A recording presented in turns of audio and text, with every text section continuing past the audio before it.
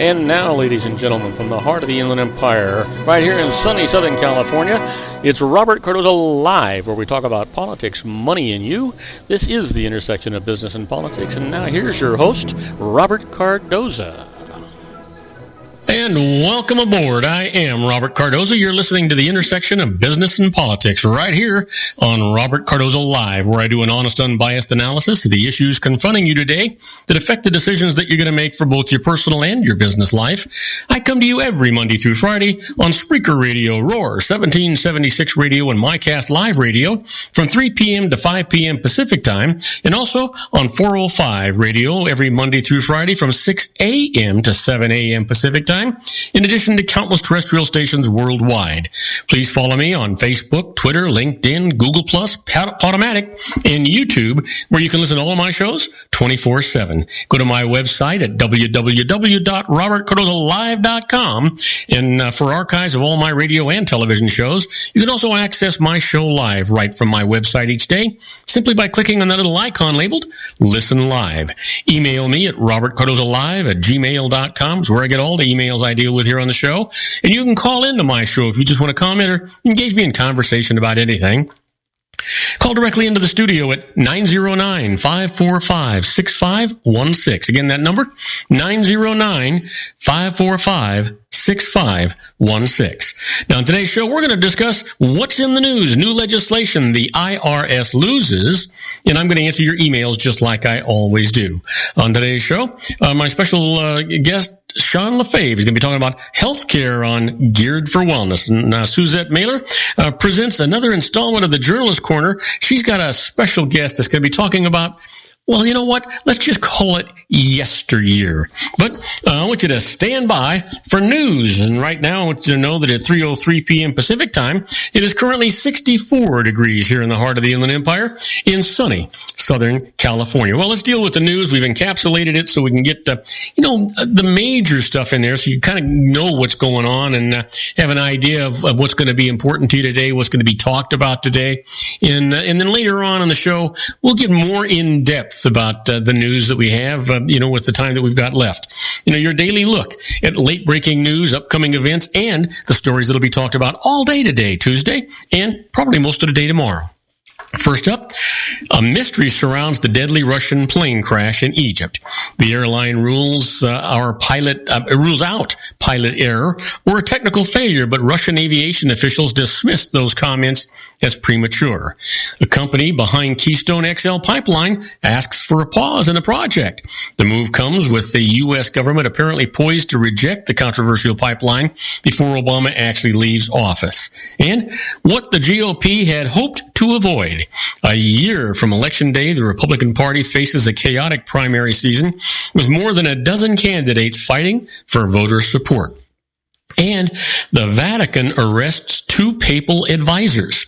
The 2 aides, caught up in an investigation into leaked confidential documents, had been handpicked by the Pope in his effort to overhaul the Holy See's finances. And why death rates for Middle Ages whites are rising. Suicides and deaths from drug overdose and alcohol abuse are being blamed for the increase, even as the overall U.S. death rate falls. And next up is the election victory puts Erdogan in control of Turkish politics. The resurgent leader, though, faces enormous security and economic challenges. Well, the space station marks 15 years of nonstop human residency. Since the first permanent crew moved in on November the 2nd, 2000, 220 people have come and gone, representing 17 countries, and the off-the-planet complex has grown from 3 to 13 rooms. Well, Dow moves into the black. Solid stock gains, adding to big advances last month, pushed the index into positive territory for 2015. Well, which singer has reason to smile? Adele's Hello has become the very first song to sell 1 million tracts in a week. And then finally, Kansas City's resiliency upended New York. The Royals trailed in all 5 games against the Mets, winning 3 times when they were down in the 8th inning or later, something no team had ever accomplished in the World Series. Now, let's get a little bit more in-depth about what's going on. Let's go back to that Russian jet. You know, the United States detects heat around the doomed Russian jet just before the crash. Satellite imagery detected heat around a Russian passenger jet just before it went down in Egypt's Sinai Peninsula. 2 U.S. officials said today, but the discovery does not resolve the mystery of why the plane crashed, killing all 224 aboard. A missile striking the Metrojet Airbus A321-200 was ruled out because neither a launch nor an engine burn had been detected, one of the officials said. The infrared activity that was detected could mean many things, including a bomb blast or that an engine on the plane exploded due to a malfunction. Aviation analyst Paul Beaver said the heat picked up by the satellite indicates there was a catastrophic explosion or disintegration of the airplane, but doesn't reveal the cause. It doesn't tell us if it was a bomb or if somebody had a fight on the airplane with a gun. There is a whole raft of things that could happen in this regard, he said. It also could indicate a fuel tank or engine exploding, although engines are designed so that if something malfunctions or breaks off, it is contained within the engine, Beaver said. Well, you know what? Time will tell. Why is it that, it's a matter of embarrassment, so governments don't want you to know what's going on? Well, here's something interesting for you. Germany's Volkswagen, a new CO2 problems with 800,000 vehicles. Yep, you got that right. Germany's Volkswagen, already reeling from the fallout of cheating on U.S. emissions tests for nitrogen oxide, said today that an internal investigation has revealed unexplained inconsistencies in the carbon dioxide emissions from 800,000 of its vehicles, a development it said could cost the company another 2 billion euros. That's $2.2 billion. The investigation was undertaken by the company after the revelations that many of its vehicles had software that allowed them to deceive U.S. nitrogen oxide tests. CEO Matthias Mueller promised today that Volkswagen will relentlessly and completely clarify what has happened. Now, do not go away, because when we come back, we're going to be talking about the Keystone backers look to Obama's successor to make the call. I'll tell you all about that right after these brief messages. Do not go away. We'll be right back, folks. If you want to increase your client base and sales, then consider this, the Relationship Building Network at RBN. Given the current economic conditions and challenges, we all need to work smarter, make smarter decisions, invest our hard-earned dollars where it'll yield the best return for our investment. Many business professionals claim that the most effective networking group in Orange County is RBN. No other networking group or organization can offer what RBN offers. Make every year your best year. Join RBN and start reaping the benefits today. You know, nearly 3,000 businesses have joined RBN and experienced those benefits. Why join RBN? It's one group. It's one membership. It's no renewals. It's all through Orange County. RBN is a freestyle networking group. No mandatory attendance, no restrictions, no rules, and no penalties. Call them at 949-830-5776 or go to their website at rbninfo.com. That's 949-830-5776. If you've ever dreamed of having your own business to make your life secure, you know Water's Edge Wineries might be just the ticket. In 2004, their founder, Ken Lineberger, created the first winery franchise in California. It was a new concept with all of the functionality of a traditional winery, but without the vineyards. They purchase high-quality grape must from one of the largest winemaking companies in the world. Then they craft each wine carefully and bottle it right at their location. The winery was built to satisfy consumer demand for wine by the bottle and by the glass, but still kept the element of allowing customers to bottle their own custom vintage. Now, they're opening urban wineries across the United States under the brand Water's Edge Wineries. If you've ever dreamed of owning your own winery, it may be in reach right now through Water's Edge Wineries. Just give them a call at 909-468-9463, extension 700. That's Water's Edge Wineries, 909-468-9463. Have you ever found yourself caught between a rock and a hard place? The law offices of Blomberg, Benson, and Garrett might be just the answer for you. The attorneys of Blomberg, Benson, and Garrett have been serving the Inland Empire since 1989. They're dedicated to the aggressive litigation of civil, criminal, and real estate matters. Over the years, they have recovered tens of millions of dollars for their clients. The firm's practice specializes in litigation of personal injury, accident, slip and fall, real estate, and criminal law cases. The firm provides clients with the care, accuracy, and dedication of experienced attorneys. Blomberg, Benson, and Garrett is located at 10300 4th Street, Suite 150 in Rancho Cucamonga, California. They've been providing the Inland Empire residents with outstanding legal services for over 25 years. They look forward to providing you with aggressive legal representation. Call them at 909-945-5000, where you can talk to a person, not a machine. That's 909-945-5000, the law offices of Blomberg, Benson, and Garrett. And now let's get back to our show where we talk about politics, money, and you. And I am Robert Cardoza. You're listening to Robert Cardoza live on the street at the intersection of business and politics. And we're talking news. You know, I promised you we were going to talk about the Keystone backers, and they're looking at Obama's successor to make the call here for the future. Let's talk about it a little bit. The company pleading for permission to build the Keystone XL pipeline looked beyond President Barack Obama today in apparent hopes a future Republican president would greenlight the project, but the administration signaled it was in no mood to hand off the decision to the winner of the 2016 election. TransCanada insisted its request for the U.S.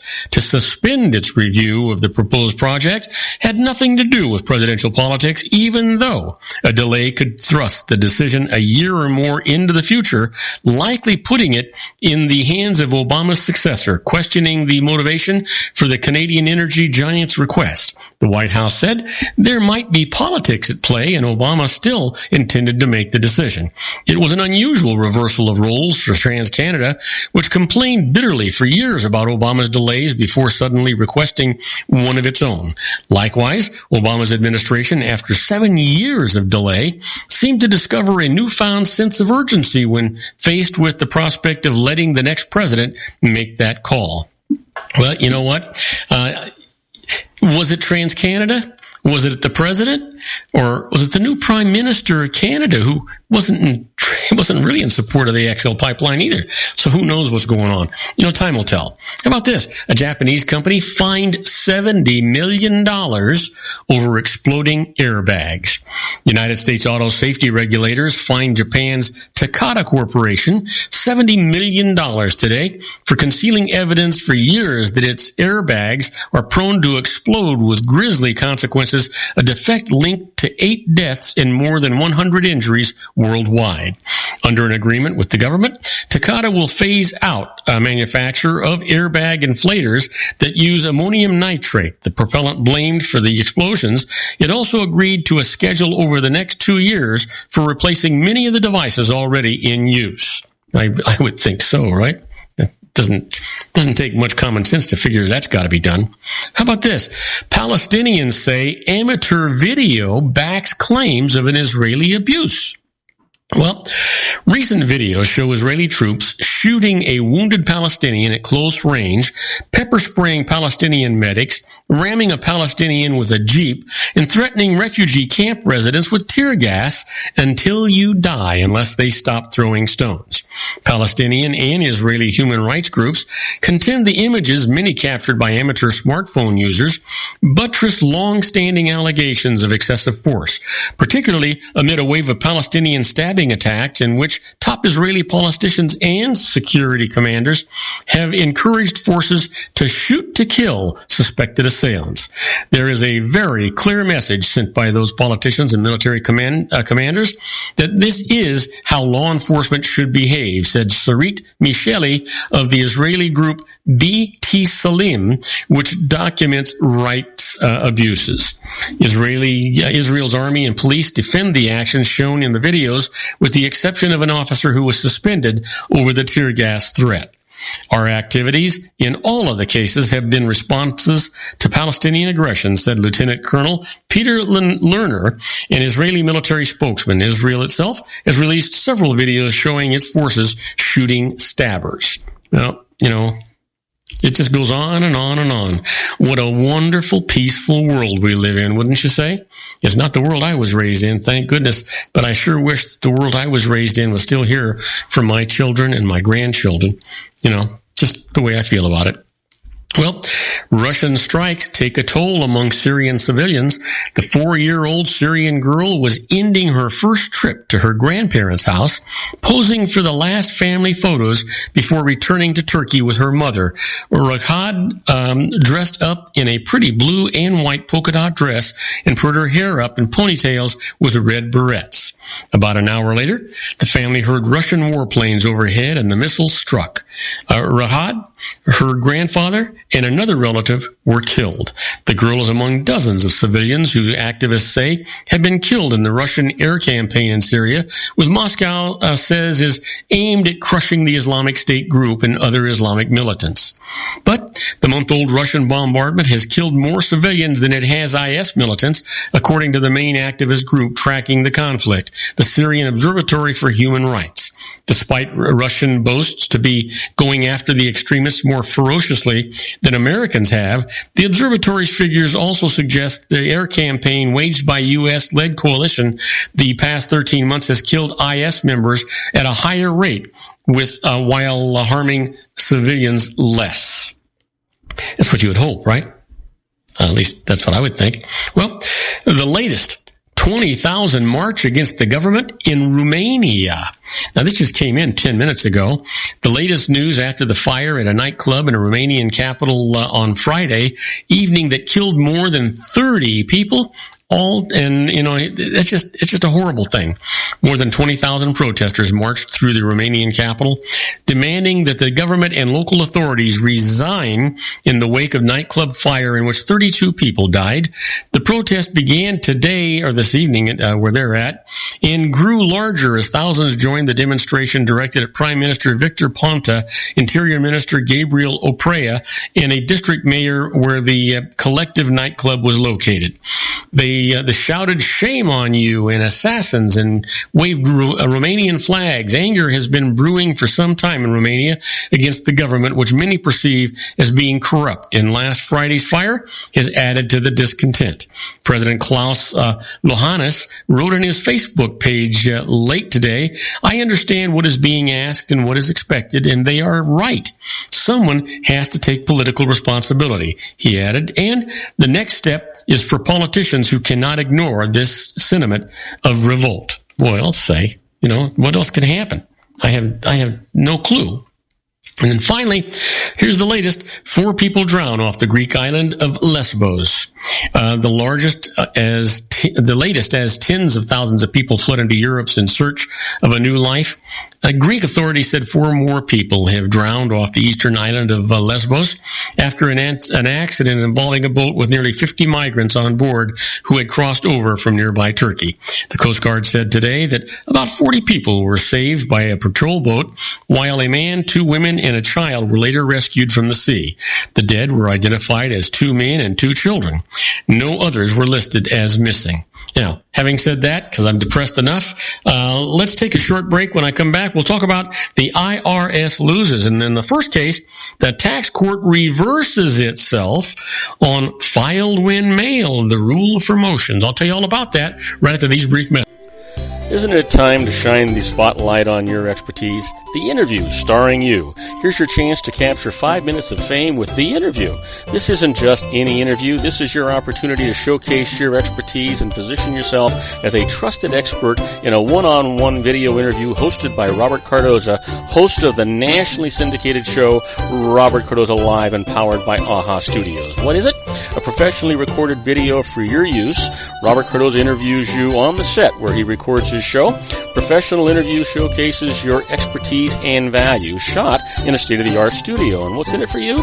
Gain credibility as an expert, earn the trust of your target market, educate in a way that intrigues your audience, gain a powerful marketing tool that offers dozens of uses, website, video sharing sites, social media, email, DVDs, direct mail, lobby video, resumes, profile building, all that kind of stuff. Association with the nationally syndicated celebrity. That's right. And Let's talk about AHA Studios. AHA is a strategic marketing firm that leverages the powerful and visual persuasion to help your business create powerful messages that connect with your target market. AHA ventures way beyond strategy, delivering the marketing collateral you need to start driving a new business through your doors. AHA has a full-service, in-house, state-of-the-art production studio to bring your messages to life using video. Discover how to make the interview work for you. Call 949-831-2222. That's 949-831-2222. AHA Image Studios Incorporated. Dr. Stephen Tidwell, Gentle Family Dentistry in a caring, personalized environment. Here at Dr. Tidwell's office, we are dedicated to helping you keep your teeth healthy. We are a state-of-the-art dental practice that still believes in traditional values, such as excellent customer service and individual attention. We have a special welcoming offer for you for just $39, a complete exam, personal consultation, professional cleaning, and all necessary x-rays. That's a $266 value for $39. Dr. Tidwell has 2 convenient locations and experienced staff to provide you with professional care and personal attention that you deserve. Call today. Don't delay. A great smile another day. Call 909-944-7308. That's 909-944-7308 for Rancho Cucamonga or San Bernardino. Joel Saltzman is Dr. Wireless. He has turned his considerable expertise into consumer credit risk and wireless security into a highly specialized independent web-based consulting enterprise targeting consumer credit risk analysis and wireless transactional security and monitoring. He works as a wireless analyst, veteran independent agent, and consumer liaison for most wireless telecom carriers and equipment manufacturers. For more than 20 years, corporate and private clients and media audiences have counted on his unvarnished advice while weighing the technology, performance, and cost differences between Sprint, Nextel, AT&T, Verizon, and T-Mobile. Joel specializes in setting up mobile wireless hotspots to be used for disaster preparedness, business continuity, and mobile wireless merchant processing solutions.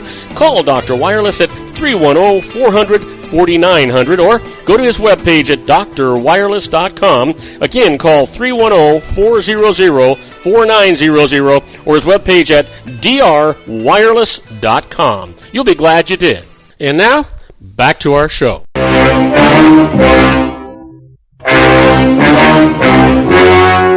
The story you are about to see is true. The names have been changed to protect the innocent.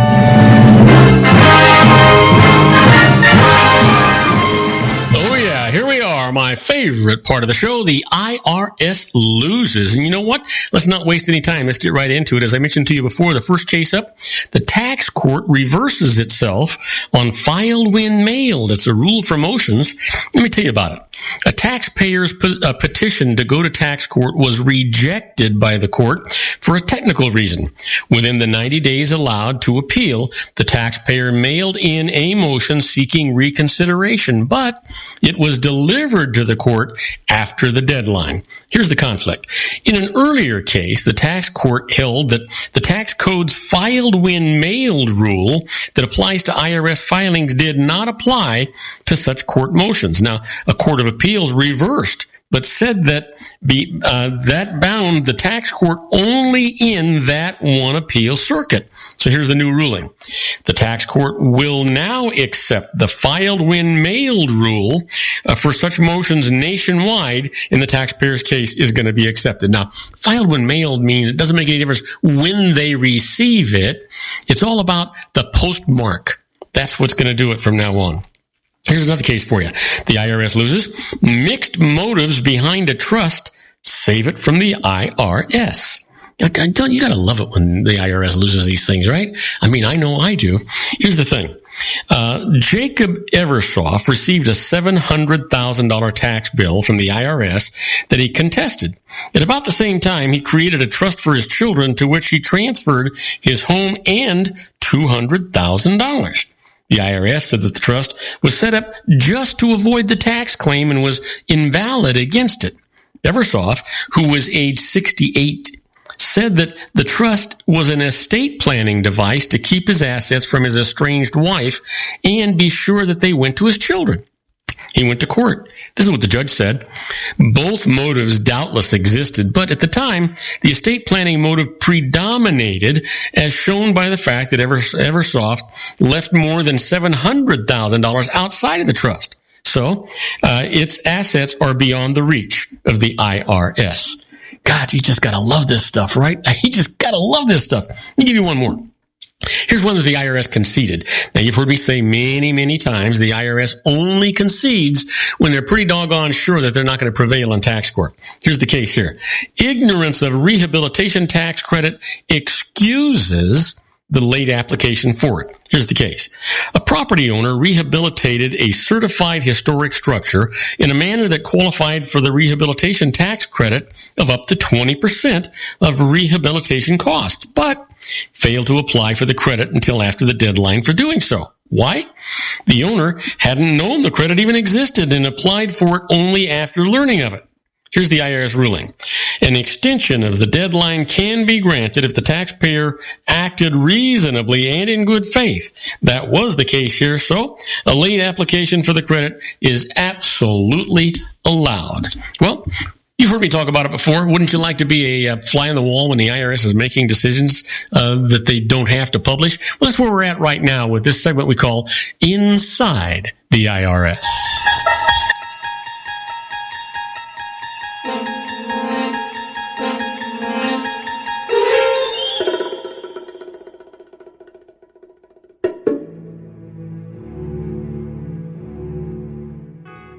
Oh, yeah, here we are. You know, the first one up here is a refund opportunity. Now, get this. There's an amended return opportunity to get a refund of tax paid on awards for damages for personal, non-physical injuries. Here's the thing. A recent decision in the United States Court of Appeals for the District of Columbia Circuit held that damages received for emotional distress and injury to personal reputation are not subject to income tax, and that Section 104A-2 of the tax code, which makes these damages taxable, is unconstitutional. Now, money damages received for loss of earnings or punitive damages are still taxable, so you got to be careful. The IRS is expected to appeal this case, but amended tax returns should be filed to protect your right to receive a refund. So you want to be really, really cautious and careful when we're talking about these things. It's just one of the things that you've got to be thinking about, right? Absolutely. You know what? Let me give you another one here. How about private collection agencies? You ever think about that when you're dealing with the IRS? Yeah, that gets to be a big issue, you know, if you think about it. Now that the IRS has outsourced a portion of its collection work, a private debt collector might just contact you. Now, they have some limits.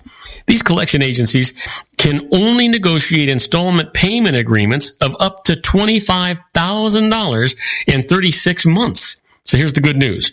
A private collection agency cannot issue a summons for financial information and cannot make third-party contacts with your bank, employer, or neighbors, for example. So here's a strategy for you.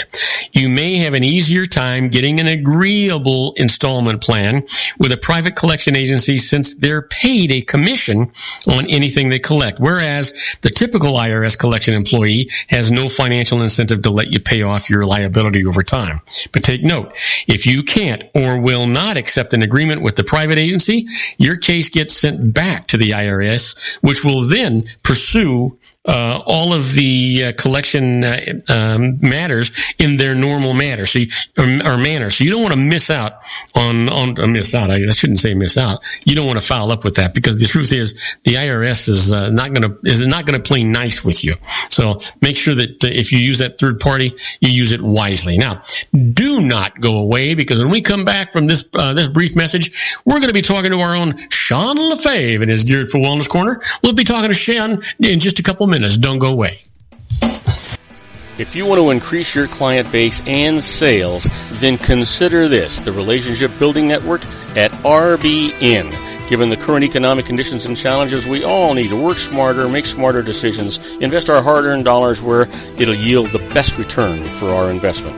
Many business professionals claim that the most effective networking group in Orange County is RBN. No other networking group or organization can offer what RBN offers. Make every year your best year. Join RBN and start reaping the benefits today. You know, nearly 3,000 businesses have joined RBN and experienced those benefits. Why join RBN? It's one group. It's one membership. It's no renewals. It's all through Orange County. RBN is a freestyle networking group. No mandatory attendance, no restrictions, no rules, and no penalties. Call them at 949-830-5776 or go to their website at rbninfo.com. That's 949-830-5776. If you've ever dreamed of having your own business to make your life secure, you know Water's Edge Wineries might be just the ticket. In 2004, their founder, Ken Leinberger, created the first winery franchise in California. It was a new concept with all of the functionality of a traditional winery, but without the vineyards. They purchase high-quality grape must from one of the largest winemaking companies in the world. Then they craft each wine carefully and bottle it right at their location. The winery was built to satisfy consumer demand for wine by the bottle and by the glass, but still kept the element of allowing customers to bottle their own custom vintage. Now, they're opening urban wineries across the United States under the brand Water's Edge Wineries. If you've ever dreamed of owning your own winery, it may be in reach right now through Water's Edge Wineries. Just give them a call at 909-468-9463, extension 700. That's Water's Edge Wineries, 909-468-9463. Have you ever found yourself caught between a rock and a hard place? The law offices of Blomberg, Benson, and Garrett might be just the answer for you. The attorneys of Blomberg, Benson, and Garrett have been serving the Inland Empire since 1989. They're dedicated to the aggressive litigation of civil, criminal, and real estate matters. Over the years, they have recovered tens of millions of dollars for their clients. The firm's practice specializes in litigation of personal injury, accident, slip and fall, real estate, and criminal law cases. The firm provides clients with the care, accuracy, and dedication of experienced attorneys. Blomberg, Benson, and Garrett is located at 10300 4th Street, Suite 150 in Rancho Cucamonga, California. They've been providing the Inland Empire residents with outstanding legal services for over 25 years. They look forward to providing you with aggressive legal representation. Call them at 909-945-5000, where you can talk to a person, not a machine. That's 909-945-5000, the law offices of Blomberg, Benson, and Garrett. And now let's get back to our show where we talk about politics, money, and you. And I am Robert Cardoza. You're listening to Robert Cardoza live on the street at the intersection of business and politics. We're at 3:33 p.m. Pacific time, currently 64 degrees here in the heart of the Inland Empire in sunny Southern California. Well, my good buddy Sean LaFave is waiting in the wings, and out there in Laguna Beach, it's actually 66 degrees and partly cloudy. We'll see what he has to say about that, but let's not waste any more time. I just got to hear what this man's got to say, so let me get him a proper introduction. And now, ladies and gentlemen, coming to you from his personal meditation lounge in Orange County, California, a professional dedicated to conquering many chronic conditions from autism to weight loss and everything in between. The nationally recognized wellness coach, consultant, and lecturer, Sean LaFave, in his Geared for Wellness Corner.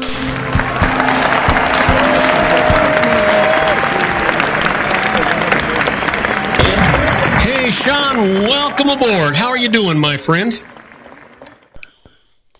Hey, Sean, you out there? Yep, I'm here. You know, were you taking a nap or what? I'm still getting used to my new microphone over here. I keep forgetting about its mute button. Anyway. So listen, we know that it's 66 degrees and partly cloudy where you're at, but how was the weekend? That's what I'm really interested in. Well, let me see here. The weekend, you know what? It was fun. I actually went I had a lot of fun. I did a lot of things, and one of the things I did was I went to a party at there's a band. I don't expect. Matter of fact, it's so funny because a lot of my friends, when I started to tell them where I went, they would all go, "Who?" There's a band out there called Avenged Sevenfold. Now, I guess the only reason maybe that I know even who this band is they're kind of a metal band. And I'm not really into metal, but I do like some of it. Oh, you said metal. I thought you said mellow. There's a big difference, huh? Yeah, no, very big difference. Yeah, like heavy metal, like a heavy metal band, and they're like a hard rock heavy metal band, and they're really popular. They got several platinum albums and stuff, but I think they're popular with the younger generation. So, you know, of course, my son, when I told him, he was really excited because I went to a party at the lead guitarist's house over on Saturday night, and it was just, and it's so funny because you would think, okay, heavy metal band, these guys are rockers. Oh yeah, they're party and hardy and they're smoking burnt rope. I gotcha. Right, yeah. So you expect that. You're like, all right, party at the rocker's house. There's going to be like drugs everywhere. Bottles of pills and lines of whatever, and nope. It was, they had some, now the guy's got money, so he did it up really nice. There was a great spread of all of this buffet, like a taco bar, and there was, like some burritos and some other food and stuff, and sandwiches and hamburgers, and there was a good selection of food. It was great. Is this after a performance? Is this after what? Is this after a performance, or you just, you were invited there, for a party for the day? Yeah, I was just saying, every year they do a Halloween party at this guy's house. And so they have the animated kind of animatronic, scary things like ghosts and the Grim Reaper. And there was this really creepy looking like kind of girl that was really pasty gray skin holding a baby doll and rocking in a chair. It was all animal. I dated a number. I dated a number of girls looked like that. I think so too. You've heard that old song, right? The girls all get prettier at closing time. They all get prettier at closing time. That's right. I can't remember the other one. It's just like I never went to bed with an ugly woman, but I sure woke up with a few. So, that's the way it works. Your mother. Your mother's listening to this, right? Yeah, I know she is. I know.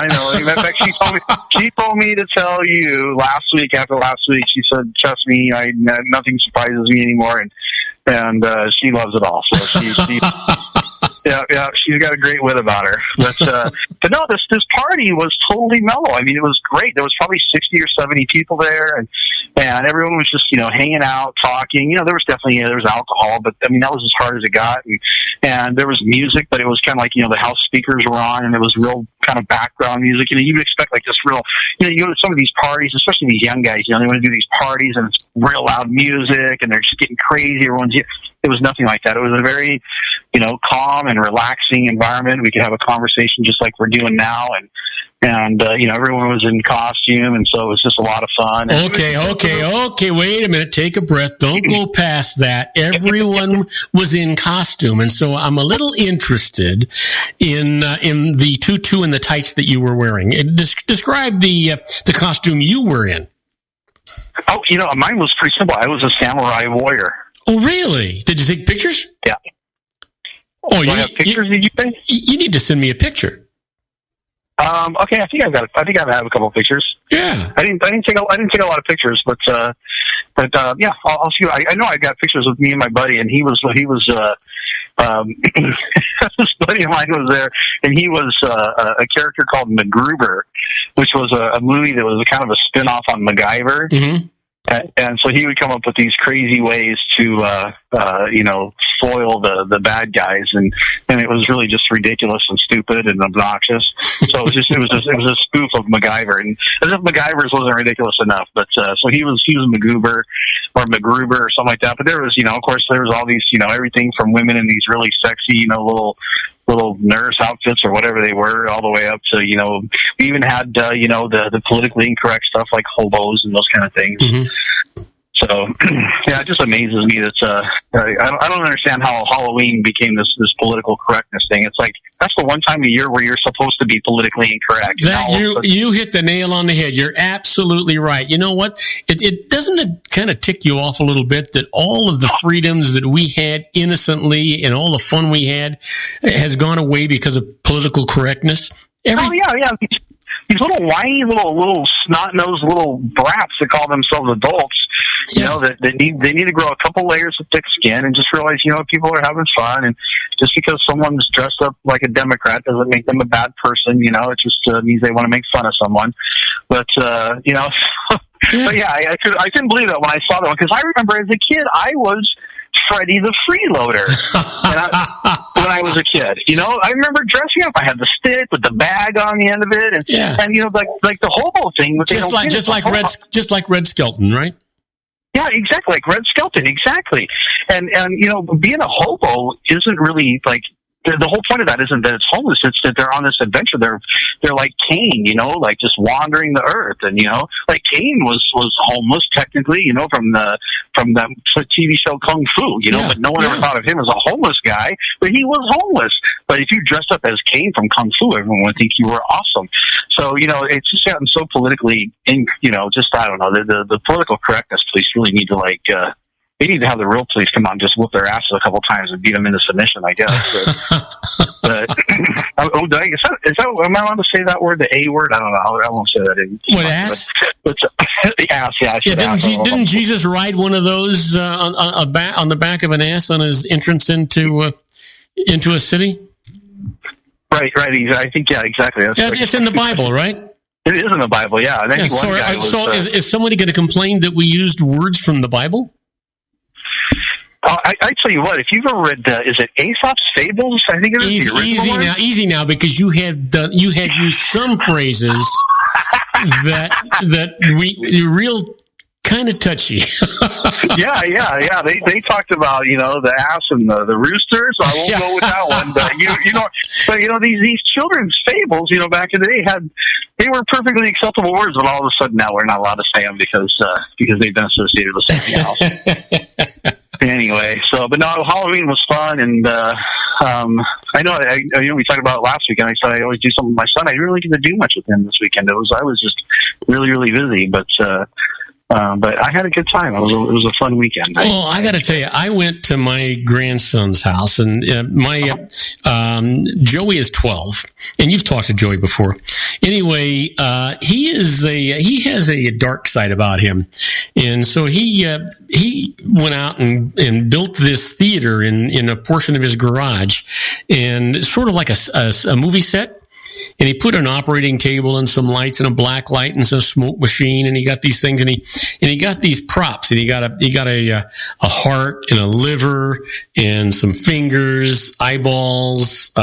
He got a trunk of a body that had been skinned and was bloody. Nice. That was made out of rubber or whatever the heck they make it out of, right? And he got this toy chainsaw that he sprinkled with blood and stuff like that. And he got a white lab coat in a gas mask. And as kids would come up, they'd start the smoke going, and he had a good buddy of his come over who played like he was a dead body with blood all over him, laying on the concrete. But what would happen is that he would be behind a curtain, and as these kids would approach the set, my grandson would give this code word, and this guy would come out and fall out of the curtain flat down on his stomach with blood all over him, and my grandson would come out with a chainsaw and start sawing on him, and the kids would go running like crazy, scared the hell out of them, most of them. So what we wound up having to do was his dad and I were sitting out there. We took a separate big bucket of candy so that when little kids were coming by, we'd keep them from going to the set, and we just gave them the candy without them getting close to that set. Without them being traumatized for life. The little kids. The big kids, we made them go to the set. Oh, yeah. God, that's awesome. I wish I would have known. I would have drove out there just to watch the show. That's great. That's what Halloween's about right there. Well, you know what? I love it. And they had hundreds of kids coming by. The word got out that there was some guy sawing people in half. And kids were in line to get up there. That's too great. That's great. I love that. And he's how old doing that? 12. What an imagination. Well, he's an aspiring Steven Spielberg. I would say more of an aspiring Quentin Tarantino. Yeah, well, I was going to say by the sound of it, yeah, exactly. Yeah.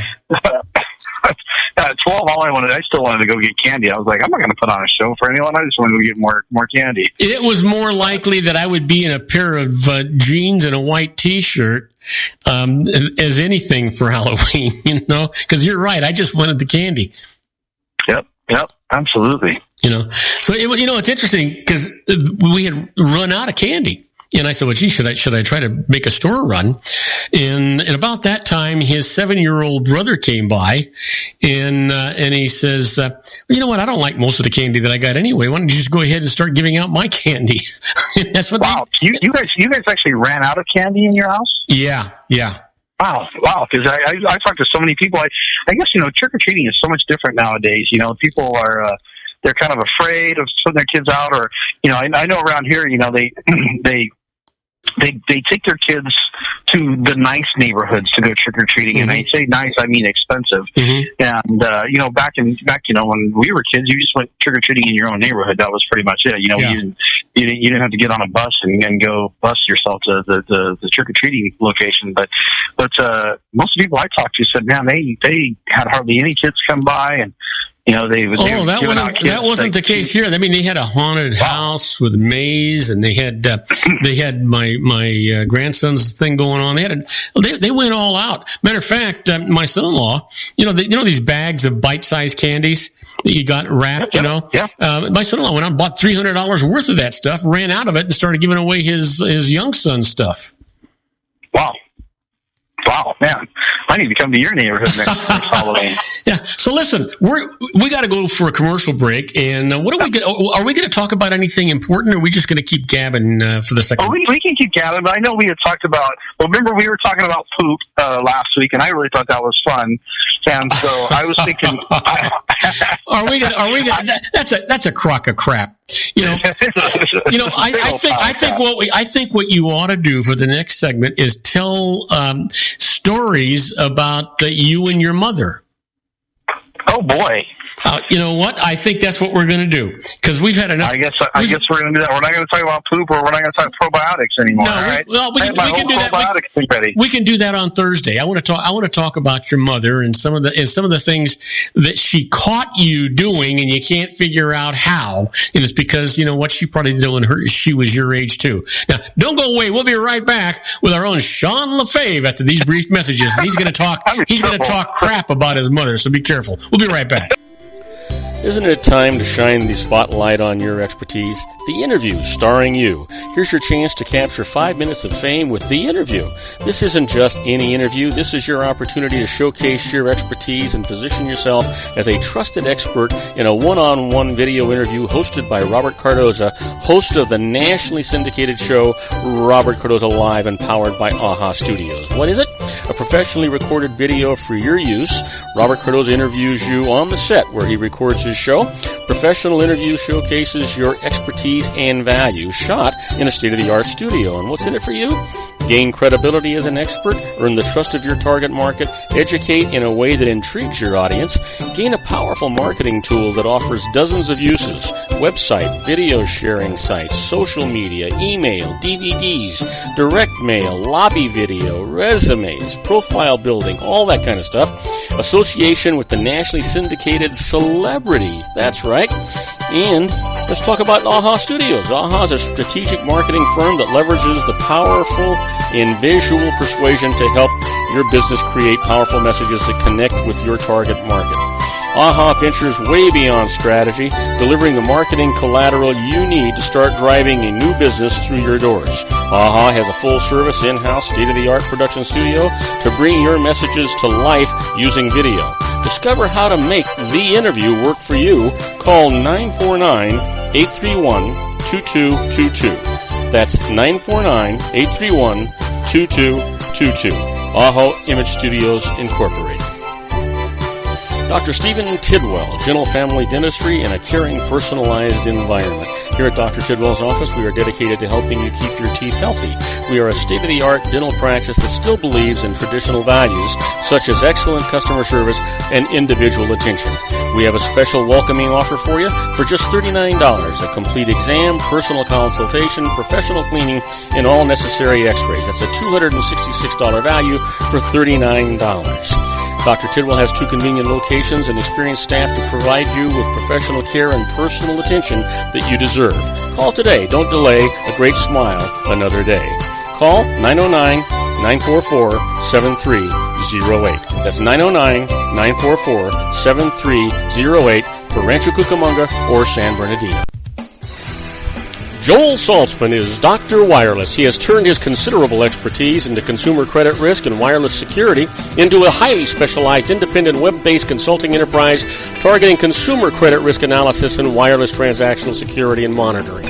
He works as a wireless analyst, veteran independent agent, and consumer liaison for most wireless telecom carriers and equipment manufacturers. For more than 20 years, corporate and private clients and media audiences have counted on his unvarnished advice while weighing the technology, performance, and cost differences between Sprint, Nextel, AT&T, Verizon, and T-Mobile. Joel specializes in setting up mobile wireless hotspots to be used for disaster preparedness, business continuity, and mobile wireless merchant processing solutions. Call Dr. Wireless at 310-400-4900 or go to his webpage at drwireless.com. Again, call 310-400-4900 or his webpage at drwireless.com. You'll be glad you did.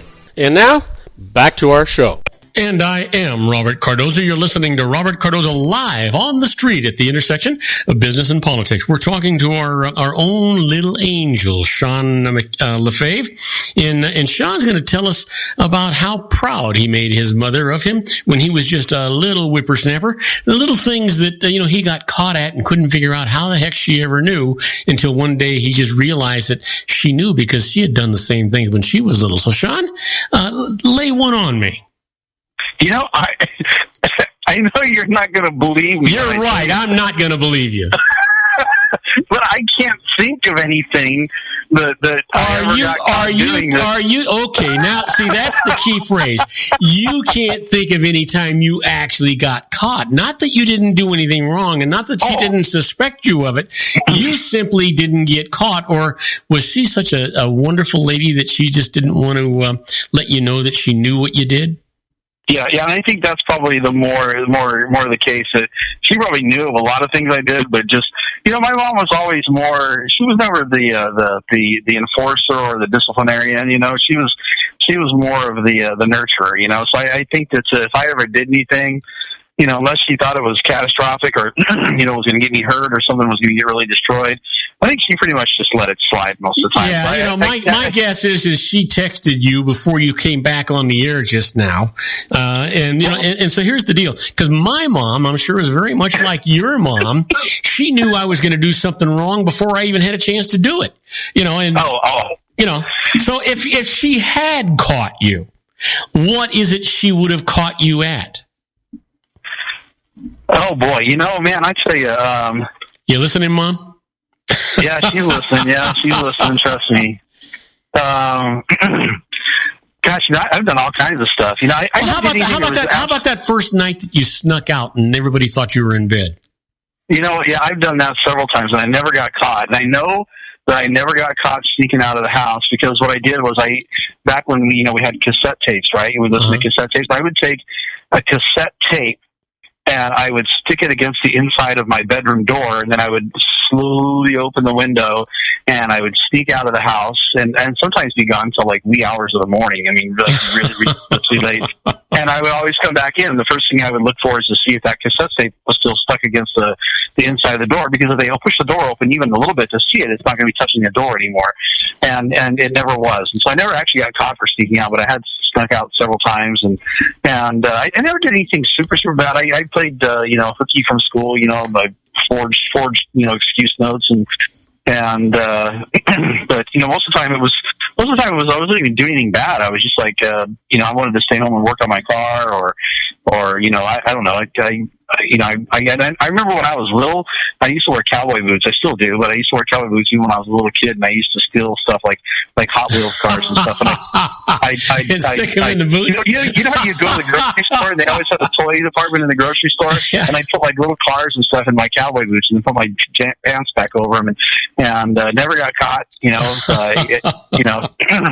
So now she was always, I can tell you what I remember was, I got to tell you, my mom is having her birthday next week, so she's I don't know if I should tell you her age. No, you shouldn't. That would be the wrong. That's the wrong thing to do. I can tell you she's older. She's older than me. I'll give you that much. You know what? That's probably a given. Unless you were adopted. Yeah. So. So what day is her birthday? Is it Tuesday or Thursday? It's I don't even know what day of the week it is. It's the 10th, November 10th. Oh. I don't know what day of the week that is. I haven't got a clue. I don't know. I can look at my calendar, but I can tell you, she was. The things I remember was, when things were tough, she was always there to a shoulder to cry on. She was always there to tell me that she was proud of me. I was looking at my mom. She told me she's proud of me, and now she's listening. We talk about this. It doesn't matter what I do. I could literally be living in a cardboard box next month, and she'd be like, "Well, I'm just so proud of you, son." But so she's one of those moms, that just no matter what I do, she's proud of me. She encourages me. She's always there to lift my spirits. And I remember. She'll probably remember this. When I was in high school, I had a Volkswagen Bug, and it was painted really nice, and it was beautiful. I had, I'd done a lot of work on it, and one day I needed to open the trunk, which of course the Volkswagen Bug is in the front, and it was a 1962, and it has this little metal bar that guides down into a hole, just like anything else, that clicks into a trunk.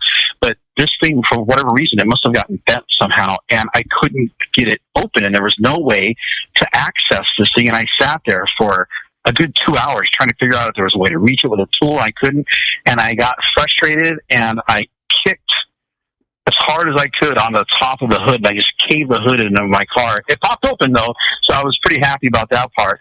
But then I was just miserable because I just destroyed the front of my car. Oh.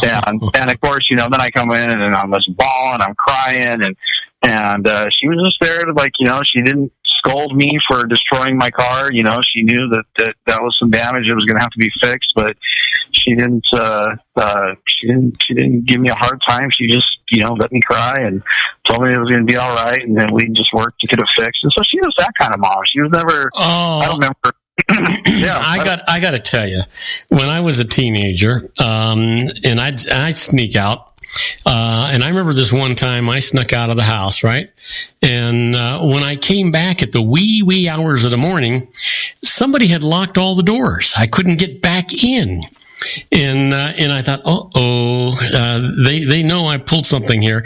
Well, I actually broke back in. I found on the way back in the back of the house, I found a screen that was open and a window that was open. I got in, snuck in, and went to bed.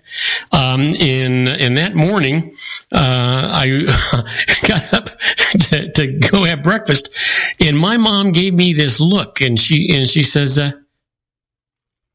where you been? I said, bed. I just got out of bed. She said, really? Hot. And I said, well, where do you think I was? She says, well, you know what? I'll be honest with you, son. I thought you had snuck out, and I locked all the doors. So, and I know that you obviously didn't sneak out. You must have gone to the bathroom or something, and I locked all the doors so you couldn't get back in. I am so sorry. And I never had the guts to tell her that I had snuck back in. You got to sneak back in. That's just the way it works. Oh yeah, and even I became a good break-in artist. For my own house anyway. I remember one time that because I lived on a dairy, and I'd pull in some weird hours because my dad, I'd have to get up early to go feed the cows and do all that kind of stuff. And I remember pulling in just some ungodly time. But when I'd come in, I'd turn the lights off and I'd roll in with the engine off the car and kind of sneak around. And I remember one time I'd coming in and I had just got the car stopped and my dad comes walking out of the barn, right? And so I snuck down on the floorboard of the car. And that's when he had the front bench seats. And I snuck down on the floorboard of the car, and I just knew that my dad was coming to get me because I was late, right? And I thought, oh boy, am I going to get it this time? And he got about halfway, and he turned around and went back to the barn. I snuck out, went back into the house, took my good clothes off, put my jeans back on. I ran back out. My dad was about halfway back. He says, God, Dad, I just overslept. I'm so sorry. He says, oh, that's okay, son. I was coming to get you. So to say, and I'll tell you, to this day, I couldn't anyway. They're both gone, but never did tell them those stories. the story I could have told him, or when I was supposed to be babysitting with my brother and I would take him out on dates with me. Oh, nice. Oh, yeah. It was just, that's awkward. You get your little brother with you? Well, no, I was taking care of him, right? So here's the deal. I didn't want to be stuck at the house all the time. And so, I wound up, my folks would be out and I'd take them with me and I'd just be real firm and real, cool with him and tell him, if you tell mom and dad, I'll kill you. I think my brother would rather have not talked to girls than to have to go on a date and bring me along with him. Yeah. He's, I feel that was probably some of the worst things that I did growing up were usually things that got my brother in trouble, and I knew how to push, my parents' buttons. He would do something and all I had to do was scream and he would get in trouble. And then as soon as he was in trouble, then I was done screaming, of course.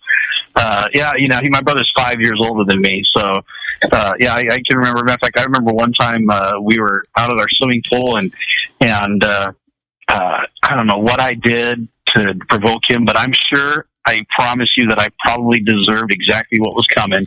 And he reached across and he punched me in the face. Oh. And I got up and I started screaming and running towards the house. And he goes, "Go ahead." And he's yelling at me. He goes, "Go ahead, go in the house, scream all you want, because there's nobody in there to hear you." And all of a sudden, I realized that he was right. And I stopped, and I turned around, and I just walked back, and I sat back down next to him at the pool. So I got my whooping, which I'm sure I deserved. Yeah. So no point in crying or screaming. So I just quieted down and went and sat down next to my brother again because he was my brother. And so, that's probably the worst. Probably things I did that I. My brother loved going with me because I was 9 years older than him. So, he was getting an education that was invaluable. I personally loved hanging out with my brother. I always looked up to my brother. I wanted to go, but he didn't want me around. His little brother, I was annoying. And I can guarantee you, I'm sure I was annoying as could be. I was a really hyper kid. I can remember when I was in grade school, I would take a box of sugar cubes. If we had sugar cubes in the house, I would take the whole box and I would take it to school and I would stick it. Remember when they had the desks that the top fold up and you keep all your pencils and everything in there? Yeah. And I would just keep a box of sugar cubes in there and I would just snack on sugar cubes. It's amazing that I didn't become diabetic by the time I hit high school. It was crazy. But I was a pretty hyper, pretty obnoxious little kid. Didn't really get into super lot of trouble, but just was hyper and obnoxious. You can't grow up without getting into some kind of mischief. It's part of the learning process. Oh yeah, you have to. Matter of fact, there's a country song out there. It's been playing on the radio stations for a couple months, or maybe a few months now, and it says, "How am I ever going to learn to be old and wise if I'm never young and crazy?"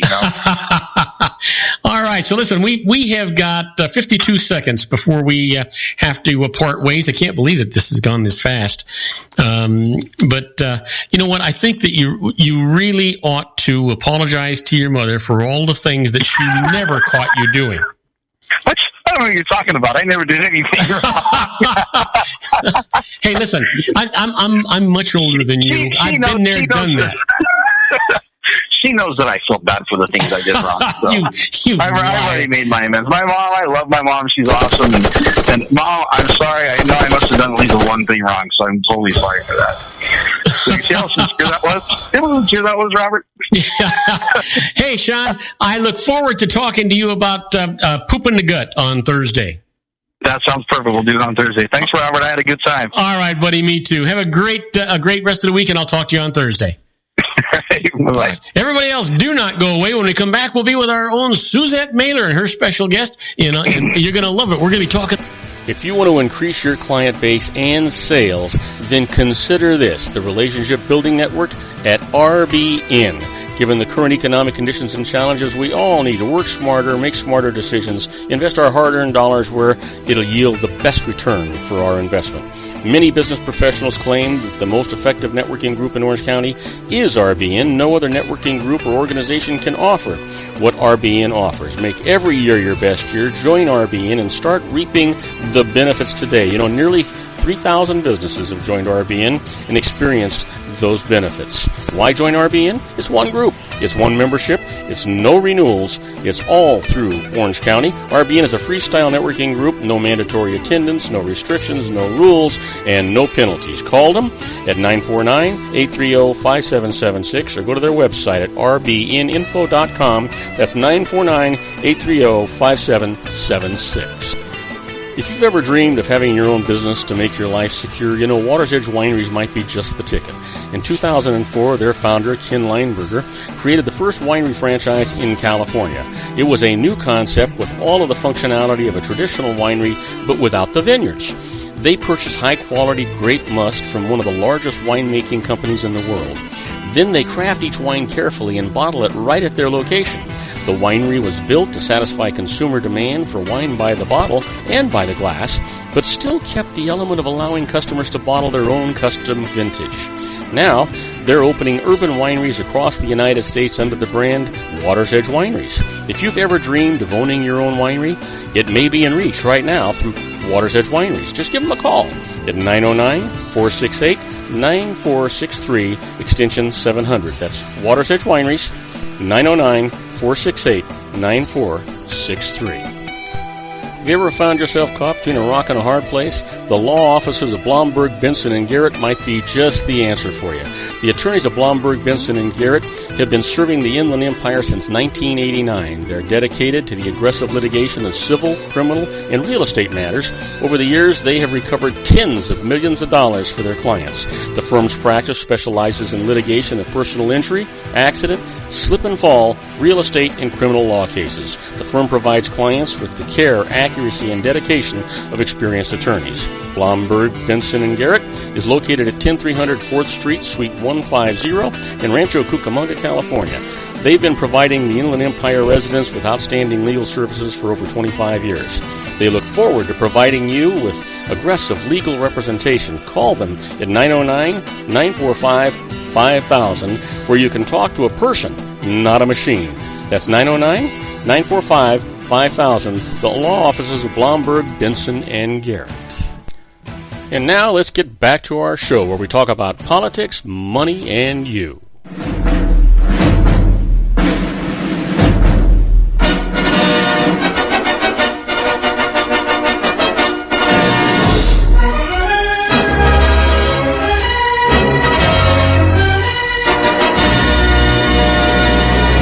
And I am Robert Cardoza. You're listening to Robert Cardoza Live on the street at the intersection of business and politics. We're at 4:08 p.m. Pacific time, currently 64 degrees here in the heart of the Inland Empire in sunny Southern California. Well, it's 68 degrees in Long Beach, California, and that's where our Suzette Mailer is. And you know what she says? Earth, we can't live without it. Science, nature, and politics from the skies above to the depths of the oceans below, the air we breathe, and all of this from Suzette Mailer, who's talking about environmentalism, who promises to fascinate you with mind-provoking details about our planet and all of its citizens of science.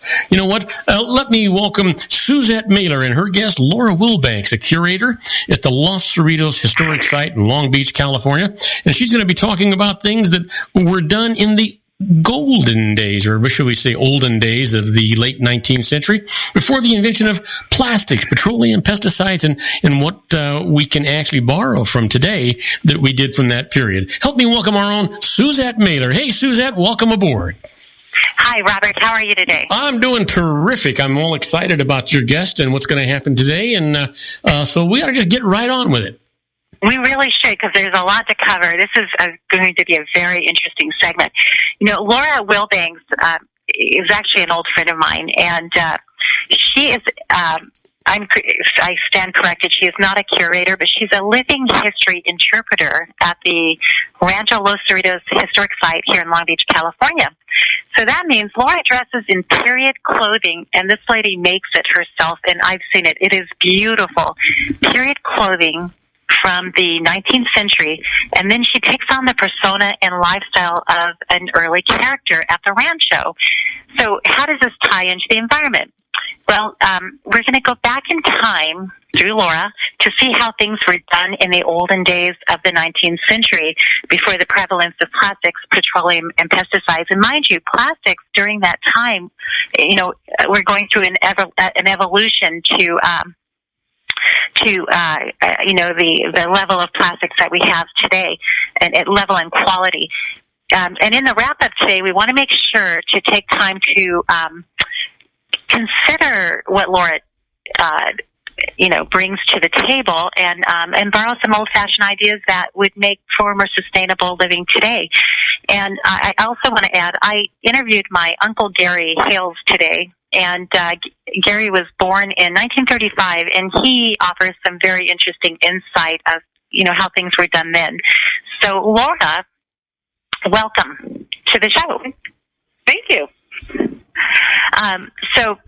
Obviously, there was a time when we didn't live with plastic. What years do you portray at Los Cerritos, and what materials did they use before plastic?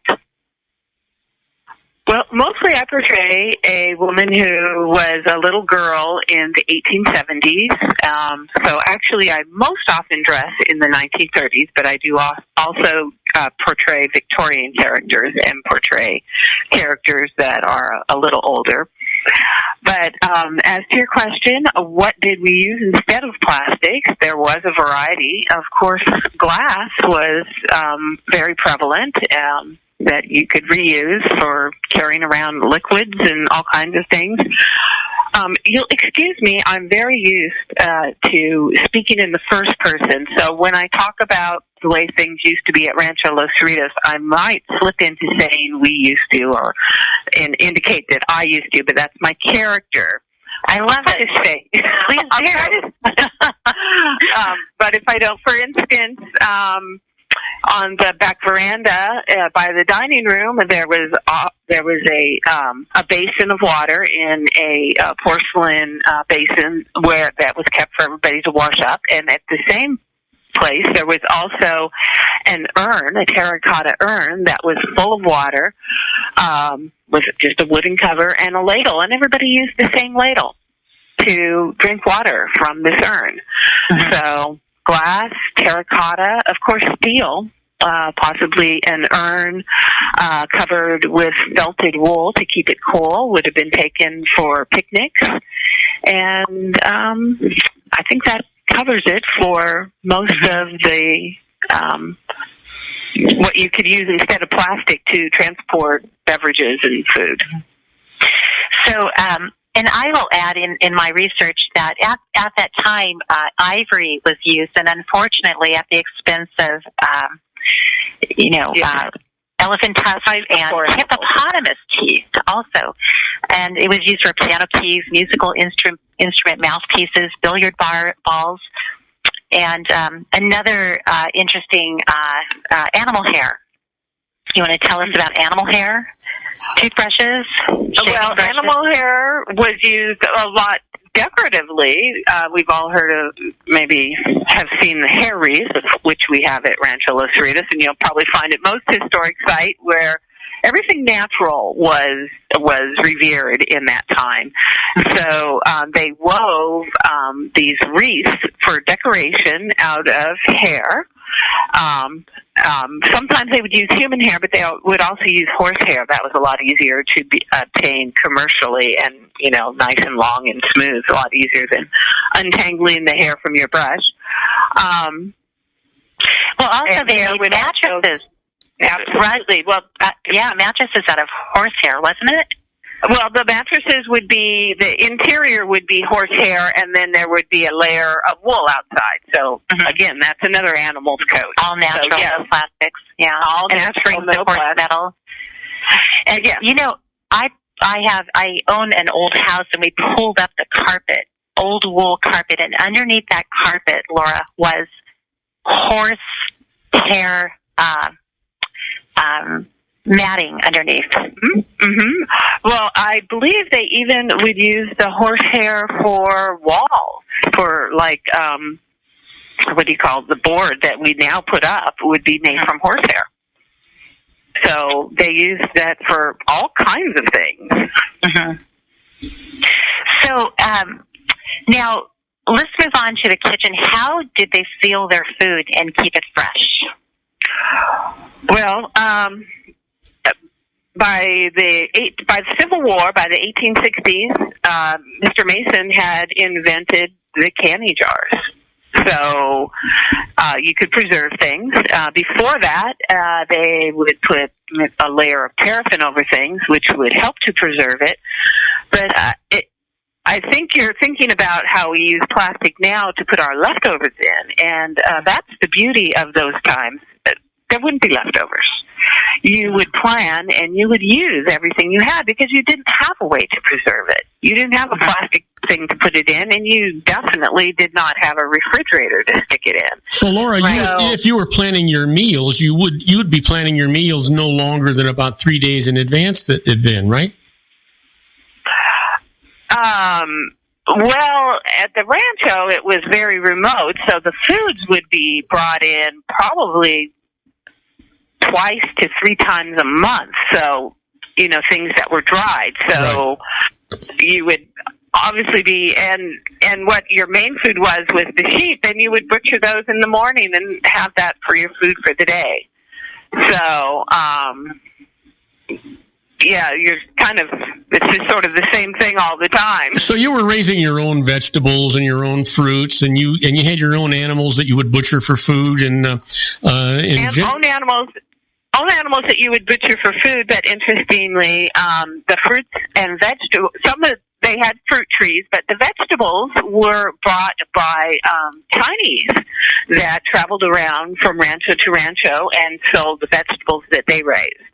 So that, for today, that might be the, visiting the farmers markets that are very similar. Yeah. But again, you had to plan out those. Anywhere. But again, you had to plan out those meals because you couldn't do it too far in advance. No, you would do it by what was available. Whatever the Chinese man happened to bring that week, that would be what you would be using. And so in those days, because you had so many farmers, would the farmers then get together and decide who was going to grow what kind of crops so that they could barter amongst each other for different foodstuffs? Well, in the early days, there wasn't a lot of farming in Long Beach. It was all raising of the sheep. Ah. And then it went along, then the land became more valuable for people to live on, and so then it was sold to farmers. And the big crop here in Long Beach when we started farming was lima beans. Interestingly enough. But, also, they would go into town if they wanted to buy grains, and not just talking about Long Beach or the Rancho, but you would go into town and buy, 50-pound burlap bag or a barrel. A barrel of goods. It wasn't in, like today in little tiny packages, plastic packages. Absolutely not. No, you would not buy in small packages. You would always buy in bulk. And right there you have a big decrease in all the packaging. So, Laura, we have to go on a commercial break. Before we do, could you tell people how they might visit the Los Cerritos Historic Site? Oh, well, between Wednesday and Sunday, 1 to 5, we are open for tours of our wonderful 1844 adobe house that is mostly restored to the 1870s, and we have 4.7 acres of beautifully maintained gardens that there will be people happy to show them around, especially on the weekend, that we have self-guiding tours. Is there a website or a phone number you can give out? RanchoLosCerritos.org, and our main phone number is 562-206-2040. And we've been talking to our own Suzette Mailer and her special guest, Laura Wilbanks from Los Cerritos Historic. Isn't it time to shine the spotlight on your expertise? The Interview, starring you. Here's your chance to capture 5 minutes of fame with The Interview. This isn't just any interview. This is your opportunity to showcase your expertise and position yourself as a trusted expert in a one-on-one video interview hosted by Robert Cardoza, host of the nationally syndicated show Robert Cardoza Live and powered by AHA Studios. What is it? A professionally recorded video for your use. Robert Cardoza interviews you on the set where he records his show. Professional interview showcases your expertise and value, shot in a state-of-the-art studio. And what's in it for you? Gain credibility as an expert, earn the trust of your target market, educate in a way that intrigues your audience, gain a powerful marketing tool that offers dozens of uses, website, video sharing sites, social media, email, DVDs, direct mail, lobby video, resumes, profile building, all that kind of stuff. association with the nationally syndicated Celebrity. That's right. And let's talk about AHA Studios. AHA is a strategic marketing firm that leverages the powerful and visual persuasion to help your business create powerful messages that connect with your target market. AHA ventures way beyond strategy, delivering the marketing collateral you need to start driving a new business through your doors. AHA has a full-service, in-house, state-of-the-art production studio to bring your messages to life using video. Discover how to make the interview work for you. Call 949-831-2222. That's 949-831-2222. AHA Image Studios Incorporated. Dr. Stephen Tidwell, Gentle Family Dentistry in a caring, personalized environment. Here at Dr. Tidwell's office, we are dedicated to helping you keep your teeth healthy. We are a state-of-the-art dental practice that still believes in traditional values, such as excellent customer service and individual attention. We have a special welcoming offer for you for just $39, a complete exam, personal consultation, professional cleaning, and all necessary x-rays. That's a $266 value for $39. Dr. Tidwell has 2 convenient locations and experienced staff to provide you with professional care and personal attention that you deserve. Call today. Don't delay a great smile another day. Call 909-944-7308. That's 909-944-7308 for Rancho Cucamonga or San Bernardino. Joel Saltzman is Dr. Wireless. He has turned his considerable expertise into consumer credit risk and wireless security into a highly specialized independent web-based consulting enterprise targeting consumer credit risk analysis and wireless transactional security and monitoring. He works as a wireless analyst, veteran independent agent, and consumer liaison for most wireless telecom carriers and equipment manufacturers. For more than 20 years, corporate and private clients and media audiences have counted on his unvarnished advice while weighing the technology, performance, and cost differences between Sprint, Nextel, AT&T, Verizon, and T-Mobile. Joel specializes in setting up mobile wireless hotspots to be used for disaster preparedness, business continuity, and mobile wireless merchant processing solutions. Call Dr. Wireless at 310-400-4900 or go to his webpage at drwireless.com. Again, call 310-400-4900 or his webpage at drwireless.com. You'll be glad you did. And now, back to our show. And I am Robert Cardoza. You're listening to Robert Cardoza live on the street at the intersection of business and politics. We're talking to our own Suzette Mailer and her special guest, Laura Wilbanks. You said it was a mistake to call her a curator. Maybe a docent would be more proper. It's a Los Cerritos historic site. And, Suzette, I was hoping that maybe Laura could take us through an imaginary tour starting at the front door. Well, actually, Robert, that would be great, but we really do have a mission here. In that case, I'll shut up and let you do the talking. Yeah, that's maybe for another show. So, but getting back to food packaging, Laura told us about food storage in the late 19th century, and she also plays a 1930s character. And again, I mentioned Uncle Gary. Again, he was born in 1935, 6'7", 8 siblings. I asked him, how did Grandma make school lunches? And you are going to love this. So he sweetly answered, Mom sent the kids to school with their sandwiches wrapped in that newfangled commercial waxed paper, and they were sent to school with fresh milk in cleaned-out glass peanut butter jars. Absolutely, always reusing something. Yeah, and today, we have to buy fancy plastic water bottles with someone's logo on it. We really, really have told ourselves the story. What's interesting is the disposability of our lifestyle started August 1st, 1955. And that was the day an article appeared in Life magazine with a circulation of 12 million, and its title was Throwaway Living. Dozens of disposable housewares eliminate the chore of cleaning up. And so that was the start of the throwaway society that we have.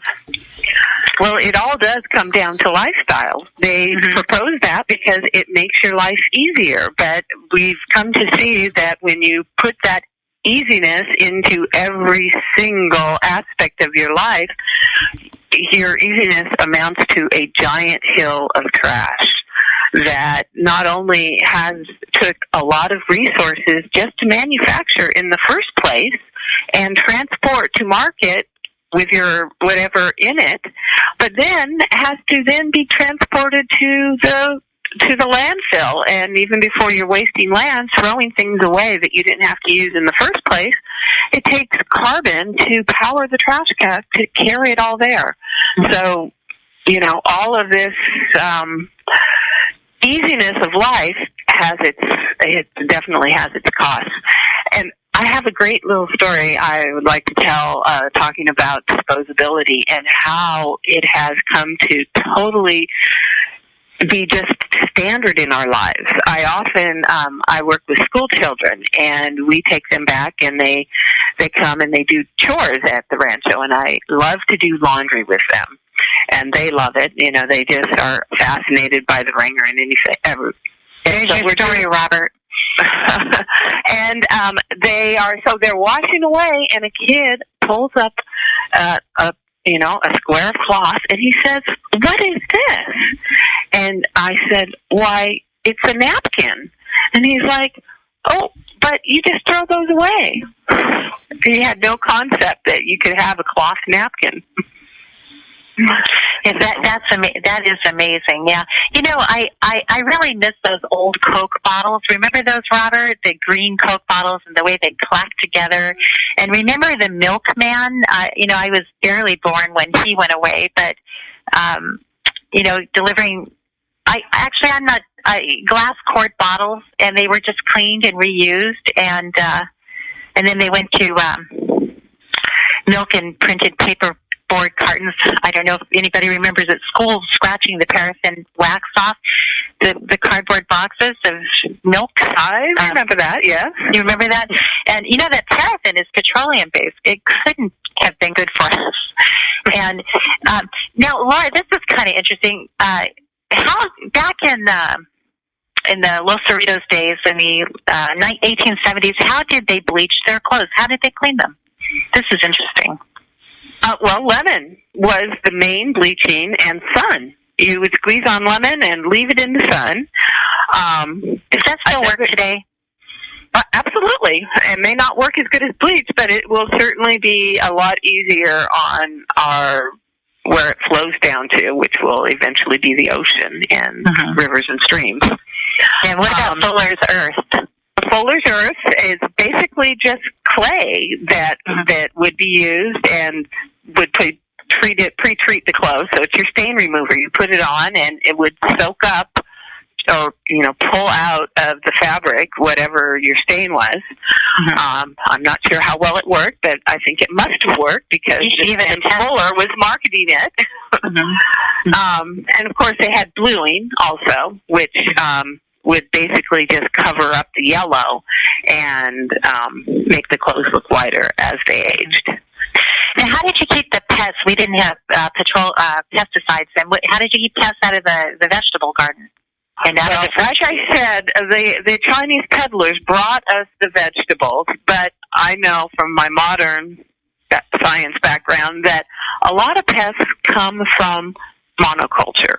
When you have acres and acres of the same things growing, that attracts the pests.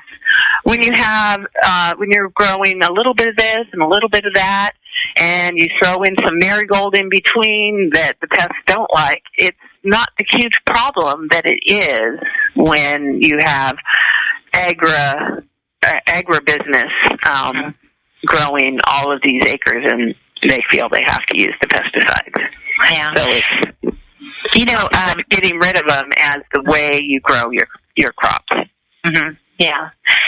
So, and then moving on to air conditioning, we're going into global warming, and things are going to become warmer and warmer. So I asked my uncle, how did you keep the house cold? And I mean, without air conditioning, it's very hot in Utah. How did you manage that? And he said, well, in those days, houses were built with 2-foot thick walls. And he said it was like a cave, so it was always cool. So you had an adobe house in Utah. if the walls were 2 feet thick. Well, I think it was brick, not adobe. But yeah, so they were fired, not yeah, adobe is brick. Mm-hmm. I didn't say adobe, but his walls were 2 feet thick, and he said that it created kind of a cave effect. So I would imagine that'd be the same for the adobe too. That's how they managed the control heat and cold.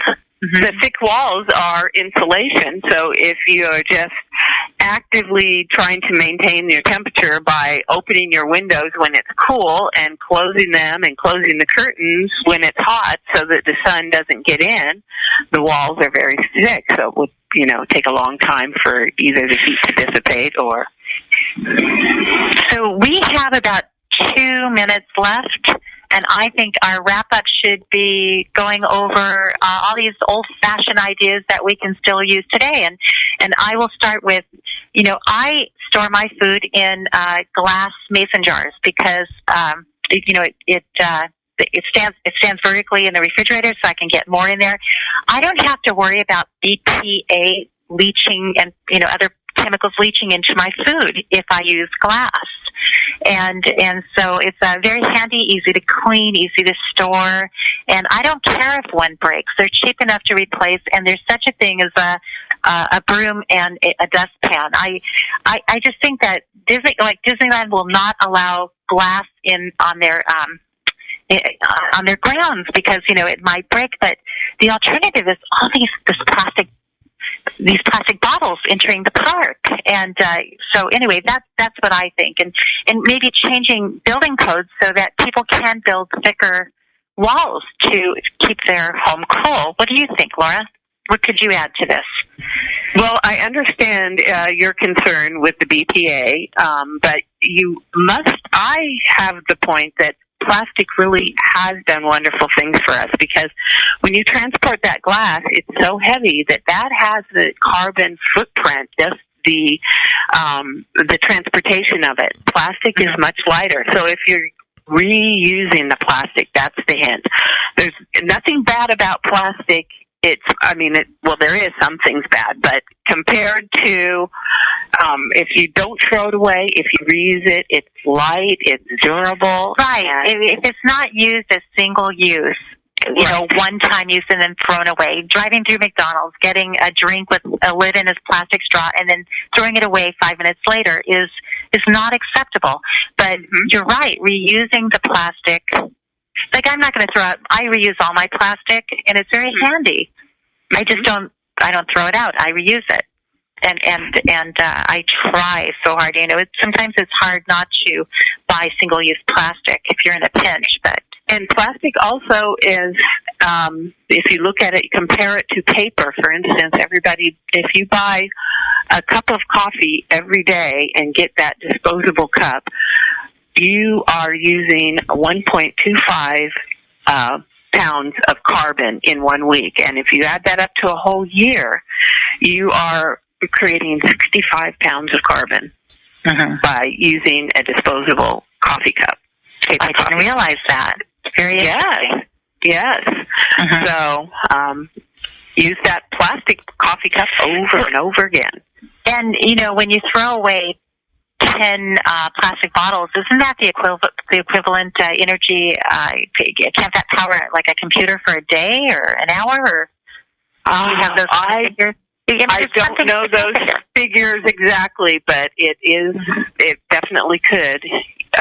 If you considered also the amount of energy it took to create it, I'm sure it could power even more than one computer in a day. Yeah. So, you have anything to add to this, Robert? Nope, I'm enjoying the conversation. You got 3 minutes to keep it on the air. Yeah, absolutely. Yeah, so... 10 more minutes. Are you guys running out of air? Is that what's going on here? Are we running out of air? No, never. I could go on and on about how awful it is to keep using these water bottles.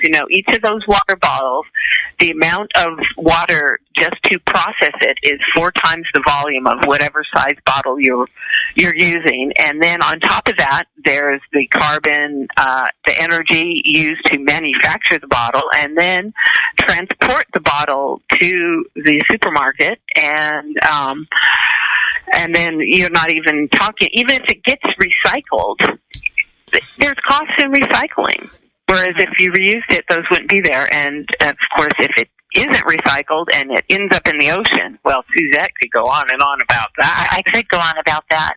And, I take my bottles, my gallons and my 5 gallons to Whole Foods, and they have refill stations there where I can get filtered water, and it's delicious. And 39 cents a gallon, and I haul that home and refill all my jugs, and we live off that, and I feel good that I'm getting filtered water and reusing the plastic. But they talk about a closed system. We need to. If McDonald's is going to sell single use, if we're so addicted to that fast food industry, we need to close the system somehow. Any recommendations on how to do that, Laura? Are they working? Do you have any ideas?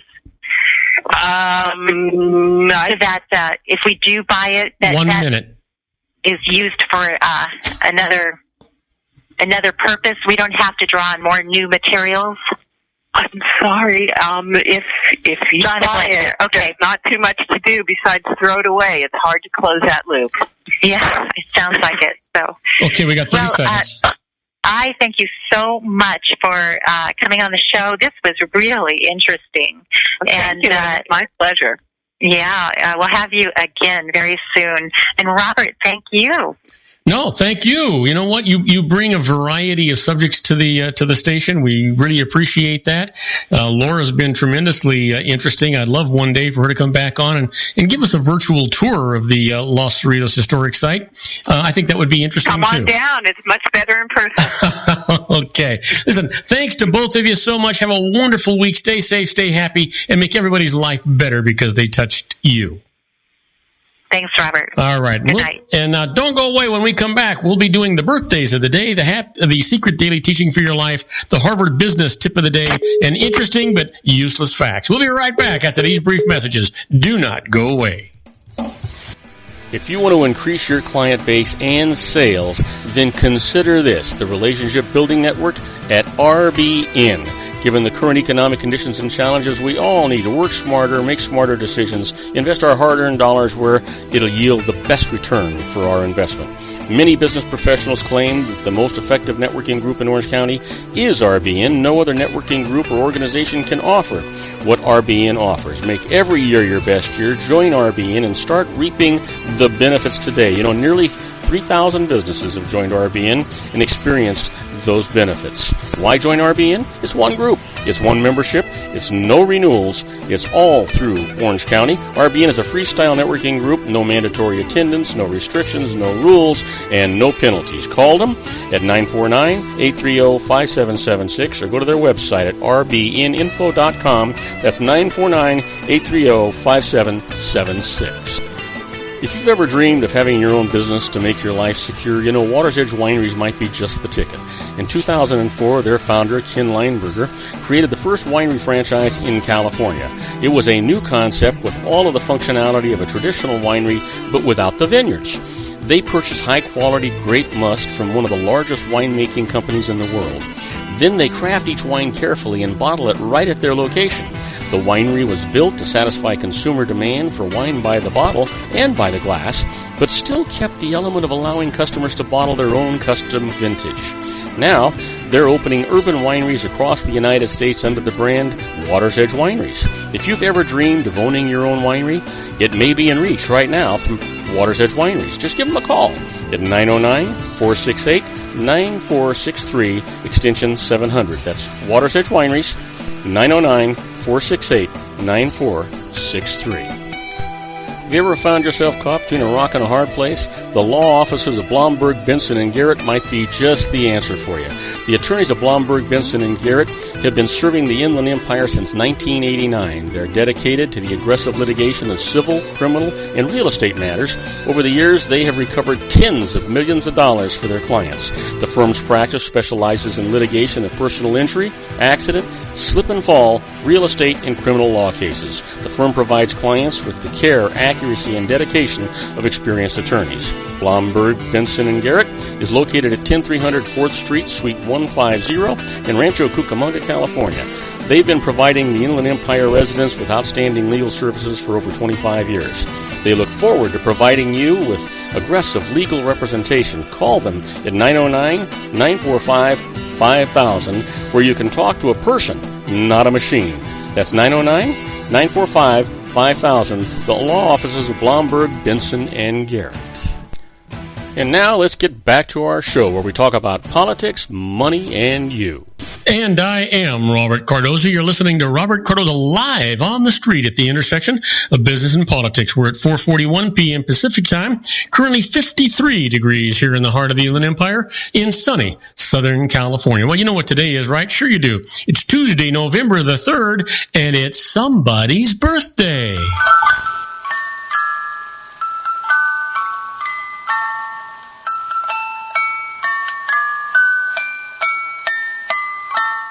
Well, this first birthday today, everybody knows who this, well, I think everybody knows who she is. She was born in 1952, an actress, comedian, writer, and television producer. Happy birthday, Roseanne Barr. And here's another guy who's also a comedian, stand-up comedian. He's known for his ability to improvise critical assessments laced with pop culture references. Happy birthday, Dennis Miller. And then finally, born in 1954, a musician who gained popularity as the lead singer in the group Adam and the Ants singer, once voted sexiest man in America. Happy birthday, Adam Ant. Well, what happened today in history? I can tell you, November the 3rd, 1913, the United States introduces the income tax. There's a day that was infamous in history, right? Sure. Now, how about this? 1957, Sputnik program. The Soviet Union launches Sputnik 2. On board is the first animal to enter orbit, a dog named Laika. And then finally, in 1964, Washington, D.C. residents are able to vote in a presidential election for the very first time ever. Can you imagine? That was in 1964. That's only 59 years ago. That doesn't seem like that long when you think about it, does it? No. Well, you know, the quote for today comes from Cahill Gibran, and says, "All our words are but crumbs that fall down from the feast of the mind." Yep. That would be it, I would guess. Well, let's talk about the secret daily teaching for your life. And the teaching today, you know, first of all, let me remind you that this is all about a positive mental attitude. That's what all the things are. Your entire life is controlled by your positive mental attitude. Today's secret is after you ask for what you want, if you think that you have to make it happen, you will experience feelings of doubt. Those feelings of doubt are telling you the how is not your job. Your job is to feel your dream inside. Now, then the universe will move people, circumstances, and events to bring about your dream. You have the intelligence of the universe permeated in every cell of your body. The activation of this almighty power of all good comes through your awareness of it. The moment you are aware that it is within you, you have consciously activated the greatest power in the universe to work through you. You have that power. You have that control with your mind. It's all about a positive mental attitude. Well, let's talk about that Harvard business tip of the day. And the management tip today is make your presentation a conversation. Yeah, you know, when giving a presentation, structuring your talk around the great unveil, saving key findings for the end is tempting, right? But the last-minute nature of the unveil means your audience doesn't have time to fully understand the information, so they won't be prepared to discuss it. An unveil can also create problems if you're surprising people with new ideas, especially if it's controversial. Instead, structure your presentation to invite discussion and participation. draft your talk and in partnership with important members of the audience. Getting people involved early helps identify problems that need solving and solutions that have been tried. Send out pre-reading materials so people aren't absorbing your findings as you say them. And appoint facilitators to draw out questions and comments from the group after you've finished presenting. That's what you want to do. That's the smart way. That's the interesting way to get people involved in what it is you have to say. Well, let's talk about those interesting but useless facts. We've always got a number of them, and we're going to spend about 3 minutes giving you some now. First off, did you know Leonardo da Vinci was dyslexic, and he often wrote backwards? You know, why not? It's the way he saw things. Did you know that you're about 1 centimeter taller in the morning than in the evening? Yep. Do you know why? Yeah, it's because you're lying down. You don't have gravity pushing down on your skeleton structure. You know, you're laying down, so you kind of stretch out, and that's what happens. 1 centimeter. That's silly centimeter longer. How about this? The symbol on the pound key, which is pound, right, is called the octothorpe. Octothorpe. Yeah, easy for me to say, right? How about this? Did you know a typical lightning bolt is 50,000 degrees Fahrenheit, which is hotter than the surface of the sun? Wow. And can you imagine that it can either electrocute you or pass right through you and you not even know it? Isn't that interesting? How about this? If a person has 2/3 of their liver removed through trauma or surgery, it'll grow back to the original size in 4 weeks' time. Now, that's one I didn't know about. So, think about it. If a person has 2/3 of their liver removed through trauma or surgery, it'll grow back to the original size in 4 weeks' time. Boy, is that not a miracle? Wow. Did you know that the Madagascan hissing cockroach is one of the few insects who give birth to live young rather than lying eggs? Do you care? I don't. How about this? You know, the abdomen of the ant contains 2 stomachs. One stomach holds the food for itself, and the second stomach is for food to be shared with other ants. Isn't that interesting? Sounds almost socialistic, doesn't it? Well, maybe it is. Maybe that's nature's way. Maybe not. How about this? If you counted 24 hours a day, it would take 31,688 years to reach 1 trillion. Wow. Isn't that something? Let's try this. How about this? There was a time in Japan where a wife being left-handed was a grounds for divorce. There's something to think about. But that was in Japan. How about this one? No word in the English language rhymes with month. Try it out. Let me leave you with this. Numbers ending in 1, 2, or 5 are the only numbers always divisible by the number that they end in. Now, there's something for you to think about. Now, do not go away. When we come back, I'm going to answer your emails. The first one's from Taylor Duncan from Gloucester Point, Virginia, asking about loss carry forwards. And I'll tell you all about those right after these brief messages. Do not go away. Isn't it time to shine the spotlight on your expertise? The Interview, starring you. Here's your chance to capture 5 minutes of fame with The Interview. This isn't just any interview. This is your opportunity to showcase your expertise and position yourself as a trusted expert in a one-on-one video interview hosted by Robert Cardoza, host of the nationally syndicated show Robert Cardoza Live and powered by AHA Studios. What is it? A professionally recorded video for your use. Robert Cardoza interviews you on the set where he records his show.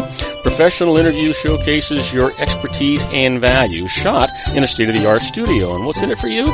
Gain credibility as an expert, earn the trust of your target market, educate in a way that intrigues your audience, gain a powerful marketing tool that offers dozens of uses, website, video sharing sites, social media, email, DVDs, direct mail, lobby video, resumes, profile building, all that kind of stuff. Association with the nationally syndicated celebrity. That's right.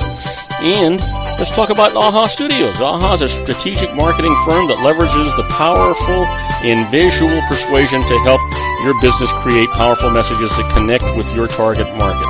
AHA ventures way beyond strategy, delivering the marketing collateral you need to start driving a new business through your doors. AHA has a full-service, in-house, state-of-the-art production studio to bring your messages to life using video.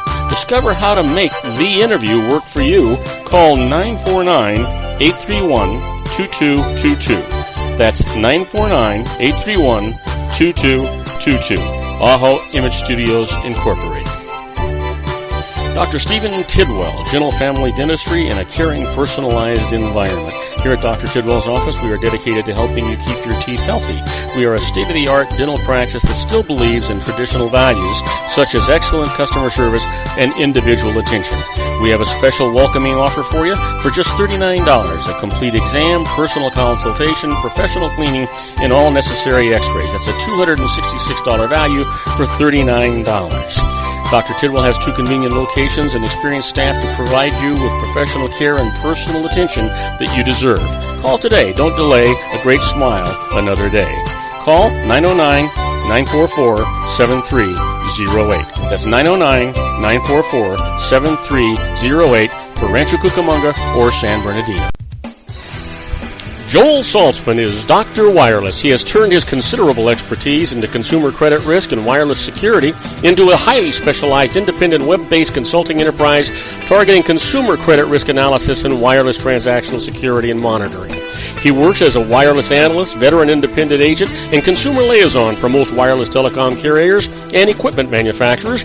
For more than 20 years, corporate and private clients and media audiences have counted on his unvarnished advice while weighing the technology, performance, and cost differences between Sprint, Nextel, AT&T, Verizon, and T-Mobile. Joel specializes in setting up mobile wireless hotspots to be used for disaster preparedness, business continuity, and mobile wireless merchant processing solutions.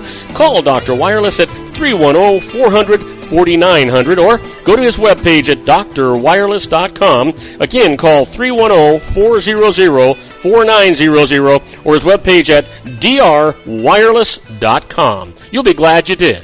And now, back to our show. And I am Robert Cardoza. You're listening to Robert Cardoza live on the street at the intersection of business and politics. We're at 4:52 p.m. Pacific time. Currently 53 degrees here in the heart of the Inland Empire in sunny Southern California. Well, it's not so sunny. It's raining outside. We call it liquid sunshine. But I have it on good authority. The animals are lining up 2 by 2 out there. But you know what? We do need the rain. So you know what? We're not going to worry too much about it. I want to remind you that today's emails are an entertainment portion of the show. And we try to answer your questions as thoroughly as we can, but sometimes the information you give us just a little bit on the sketchy side. So we always try to encourage you to contact a licensed professional before you do anything. The nice part about it is that they're generally going to save you more money than they cost you, and they'll give you peace of mind and allow you to sleep at night, because one of the conditions of their licensing is that they have what's known as errors and omissions insurance, same thing as malpractice insurance. But that means that if they make a mistake, they pay the piper, not you. That's the way you want that to be. Always. Now, my first email today comes from Tyler Duncan from Gloucester Point, Virginia, asking about lost carry-forwards, and says, 2 spouses have separately owned investments but filed joint returns. One spouse incurs a very large loss, creating a large capital loss carry-forward. Now, before it's used up on their joint returns, that spouse dies. Can the surviving spouse continue to use the loss carry-forward in later years?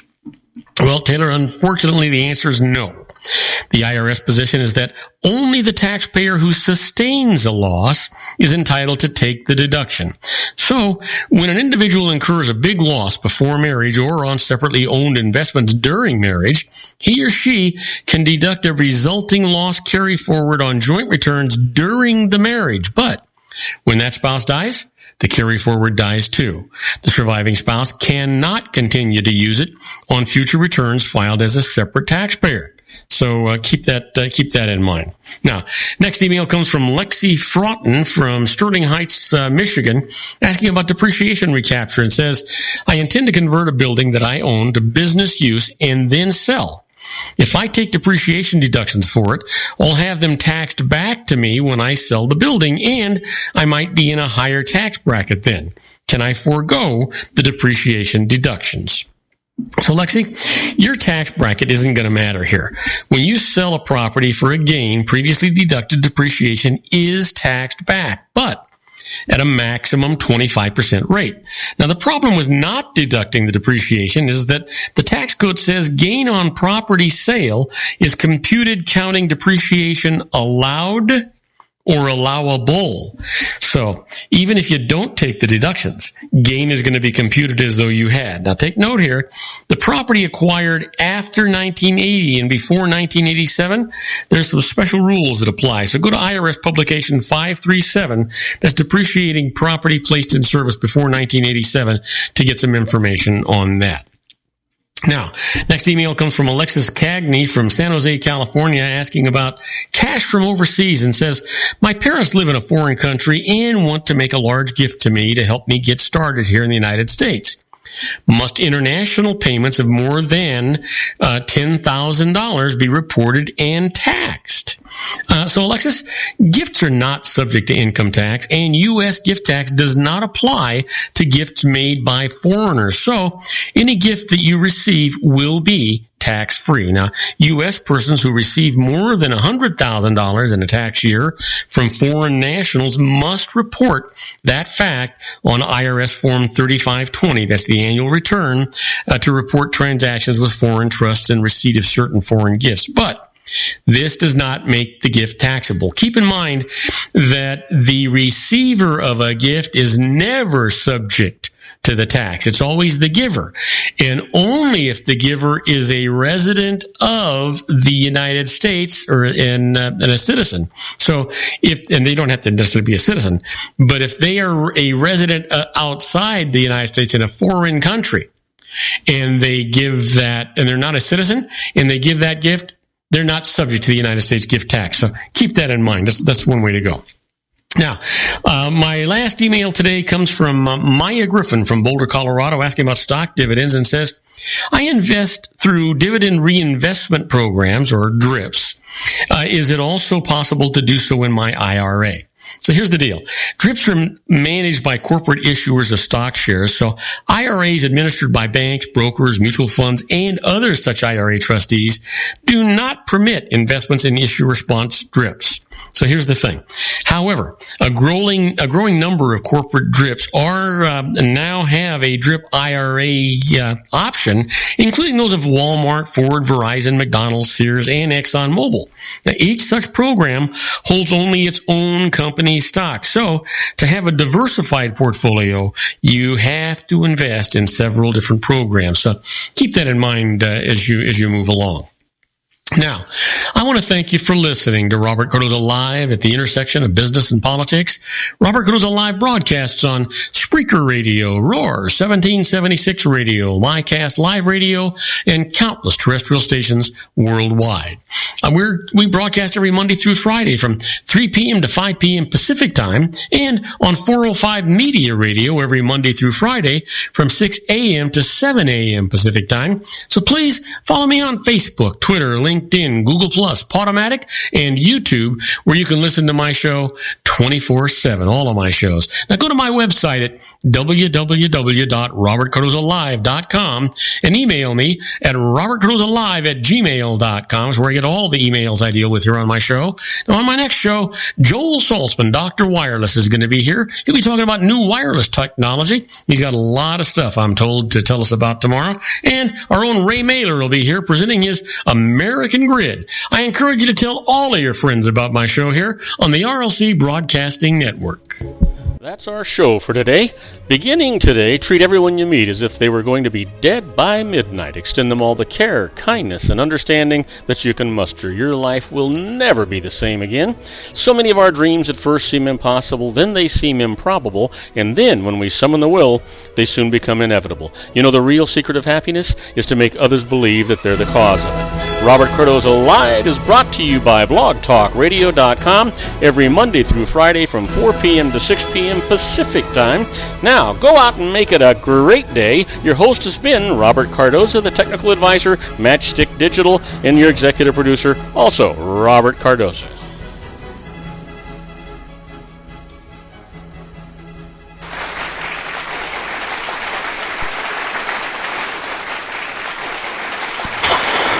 Okay, everybody, that's a wrap. I hope you enjoyed today's show as much as I enjoyed producing it for you. Don't forget to join me again tomorrow for another installment of Robert Cardoza Live on the Street at the intersection of business and politics from 3 p.m. to 5 p.m. Pacific Time. You know what? In the meantime, I want you to stay safe. I want you to stay happy. I want you to make everybody's life better because you touch them. And other than that, all I can say to you is see you tomorrow or listen to you tomorrow. Good night, everybody.